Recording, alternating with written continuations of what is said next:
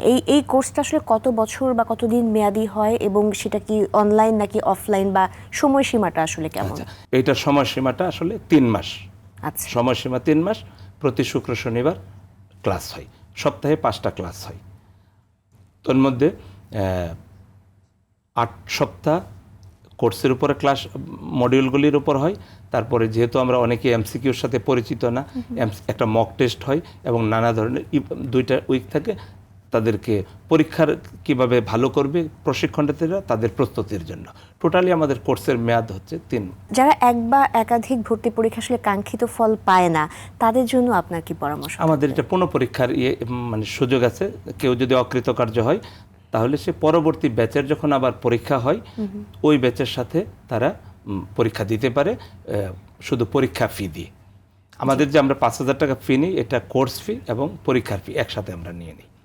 আচ্ছা, এখানে আমি আরেকটা জিনিস একটু আরটিভির মাধ্যমে আমরা ৬৫তম ব্যাচে যারা আবেদন করবে তাদের অবগতির জন্য বলছি যে আমরা এখন ৬৫তম ব্যাচ থেকে আমরা কোনো ধরনের কোটা থাকতেছে না।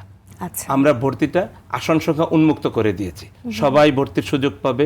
কারণ এই আসন সংখ্যাটা কত? আমরা এখন প্রত্যেকটা জেলায় ২০০ এবং বিভাগীয় শহরের জন্য ৪০০, আবার নেসেসিটি অনুযায়ী কিছু কম বেশি সেটা কমিউনিটি ফার্মেসিতে কমিটি থেকে নির্ধারণ করে দেয়। তো এই যে কোঠার কারণে আমাদের অনেক আবেদনকারী প্রতারণার শিকার হচ্ছে।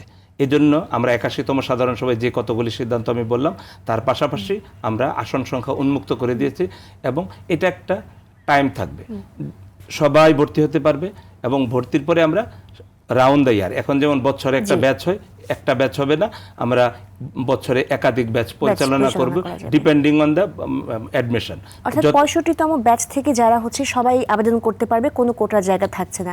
সবার প্রশিক্ষণ কি একসাথেই হচ্ছে কি? সবার প্রশিক্ষণটা আবেদনকারীর উপর নির্ভর করে আমরা হয়তো ব্যাচ ভিত্তিক করব এবং এটা সারা বছরই হবে। ৩ মাস পর পর আমরা ব্যাচ করে সবাইকে আমরা প্রশিক্ষণ